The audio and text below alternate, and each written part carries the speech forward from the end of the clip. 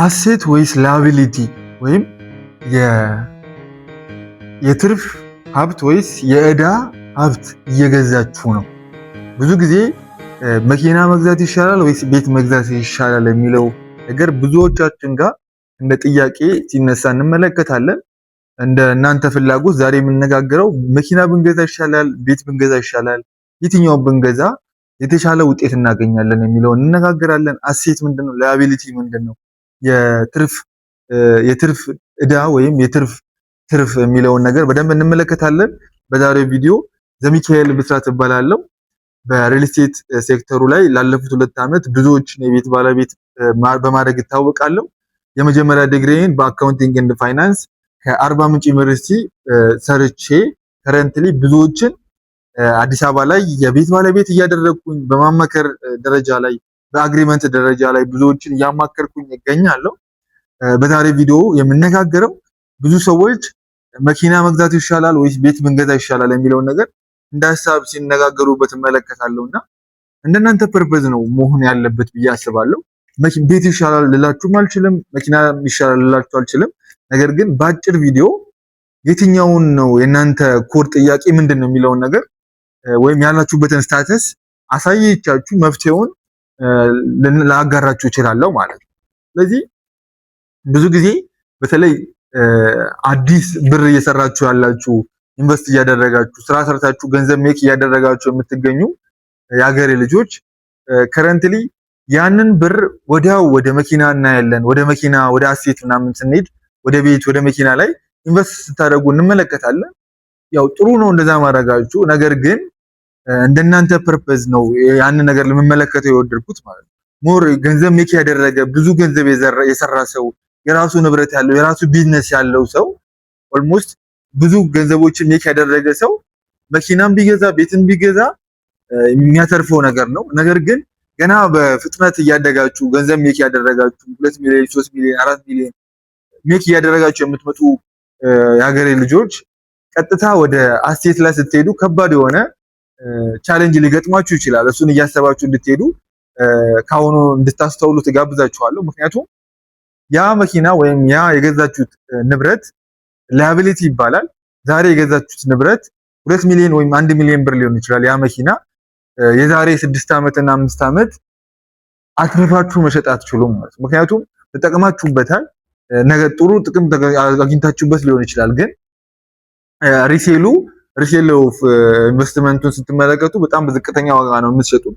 እኛ ሀገር እንዲሁ ይሻላል ትንሽ እንጂ ውጭ ሀገር ላይ በጣም ነው ዋጋ የሚቀንሰው። እኛ ሀገርም ይሻላል ነው እንጂ ሙሉ ለሙሉ ትርፋማ ያደርጋችኋል የሚለው በጣም ሊወዳደር አይችልም። በተለይ ከቤት ጋር ሊወዳደር የማይችል ነገር ነው። ምክንያቱም አዲስ አበባ ላይ በጣም ቤቶች የትኛውም ክልል አካባቢ ላይ ብትሄዱ የዛሬ 5 እና 6 ዓመት ተመሳሳይ ዕቃ ገዝታችሁ መኪና ገዝታችሁ ለገበያ መልሳችሁ ሪሴል ብታወጡ ትርፋቸው በጣም አይገናኝም። ምክንያቱም በዝቅተኛ ዋጋ መሬት ልገዙ ትችላላችሁ፣ በዝቅተኛ ዋጋ ቤት ልገዙ ትችላላችሁ።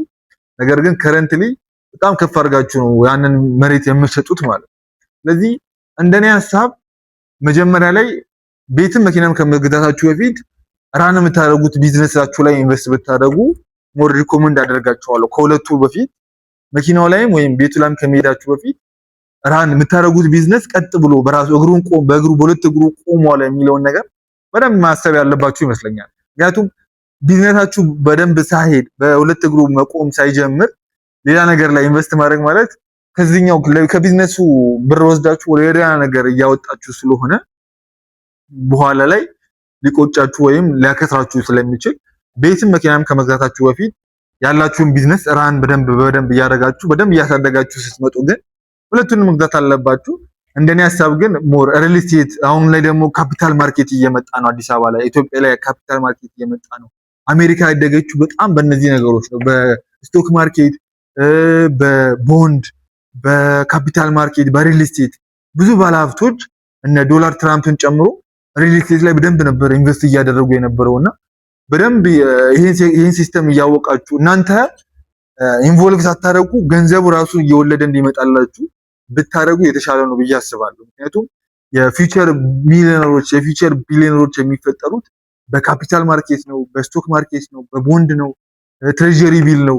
ያንን እየገዛችሁ ራሱን የቻለ ብር እየወለደላችሁ ስለሚመጣ የእናንተን ኢንቮልቭመንት፣ የእናንተን አቴንሽን፣ የእናንተን ፎከስ፣ የእናንተን ኢነርጂ ሳታስገቡበት ያ መጀመሪያ ያስገባችሁት ብር እየወለደ ከባንክ ከምታስቀምጡት ብር በላይ ሪቴል ኦፍ ኢንቨስትመንታችሁ ከፍ ይላል ማለት ነው። አካውንታችሁ ከፍ ያለ ይመጣልና መኪናም ቤትም ከመግዛታችሁ በፊት መጀመሪያ እንድታስቡ የምፈልገው ቢዝነሳችሁ ላይ በደንብ ፎከስ አድርጋችሁ እንድትሰሩ፣ ከዛ በመቀጠል ደግሞ መኪናም ቤትም መግዛት ይኖርባችኋል። ነገር ግን ስቶክ፣ ካፒታል ማርኬቶች እነሱ በጣም አሪፍ ነገሮች ናቸው። ሪል ስቴት ላይም ደግሞ በደንብ ጆይን ማድረግ አለባችሁ ብዬ አስባለሁ። ምክንያቱም ከረንትሊ ብዙ ሀብታሞች እያየን ያለ ነው። አዲስ አበባ ላይ ከአንድም 3-4 ቤቶችን እየገዙ እያከራያችሁ የእናንተን አቴንሽን ሳታስገቡ፣ የእናንተን ኢነርጂ ሳታስገቡ ሁሌም የሚመጣ ካሽ አለ። ሁሌም በየወሩ የሚመጣ ካሽ አላችሁ ማለት ነው። ስለዚህ ያ ቀላል ነገር አይደለም። ቤት ከመግዛታችሁ በፊት ደግሞ የትኛውን ብገዛ ለኢንቨስትመንት ለማከራየት ይጠቅመኛል የሚለውንም ማወቅ ይኖርባችኋል ማለት ነው። ብዙ ቪዲዮዎችን ሰርቻለሁ ከጀርባ ገብታችሁ ቼክ ማድረግ ትችላላችሁ። ለኢንቨስትመንት ባለ 3 መኝታ በጭራሽና የማይመከር ነው። ባለ 4 እና ባለ 3 መኝታ ለማከራየት የማይመከር ነው። በደንብ አብራርቼዋለሁ። ባለፈው ቪዲዮ ላይ ገብታችሁ መመልከት ትችላላችሁ።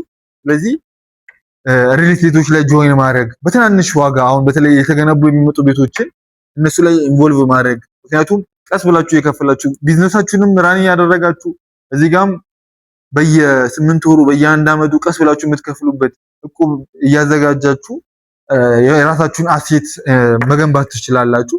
አሜሪካ ላይ ብዙዎች ሪል ስቴት ላይ ነው ሀብታቸውን ያሳደጉት፣ ስቶክ ማርኬት ላይ ነው ሀብታቸውን ያሳደጉት። መኪና መግዛት ሊኖርባችሁ ይገባል፣ ትክክላችሁ።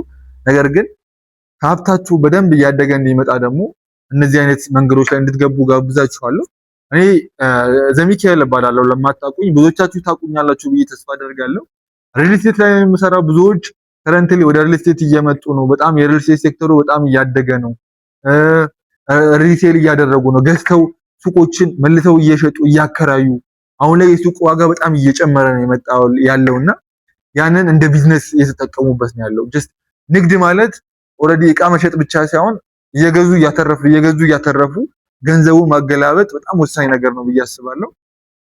ማንኛውንም ቤት ከመግዛታችሁ በፊት ነፃ የምክር አገልግሎት የምትፈልጉ ከሆነ እታች በሚያስቀምጥላችሁ ቴሌግራም፣ ዋትስአፕ ላይ ልታናግሩኝ ትችላላችሁ። የሪል ስቴቱን ሴክተር እንደ አዲስ እየገነባ ነው እንገኛለን። ማለዳ ማርኬቲንግ ሶሉሽን በደንብ እየሰራ ነው የሚገኘው። እኔ የማለዳ ማርኬቲንግ ሶሉሽን ሲኦ ነኝ።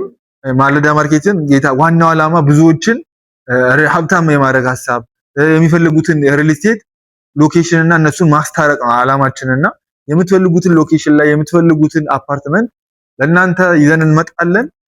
ታች ባሉ ቁጥሮች ደውላችሁ በጣም ዝቅተኛ ዋጋ በባንክ ኦፕሽን ማግኘት የምትችሏቸውን አፓርትመንት ቤቶችን ይዘንላችሁ መተናል። ቤት ከመግዛታችሁ በፊት ታች ባሉ ቁጥሮች መደወል ብቻ ነው የሚጠበቅባችሁ። እንዲሁም እንዲህ አይነት ሀሳቦችን ማግኘት የምትፈልጉ ከሆነ በጣም አጫጭር ቪዲዮዎችን በአሉን ትርፍ ሰዓቶች እየሰራን ለእናንተ እናደርሳለን። ለእህት ወዳጆቻችሁ ደግሞ ሼር በማድረግ ልትተባበሩን ትችላላችሁ። አብራችሁን ስለነበራችሁ አመሰግናለሁ። በቀጣይ ቪዲዮ እስከምንገናኝ ቸርን ሰንብት። ዘሚካኤል ነበርኩኝ። አመሰግናለሁ።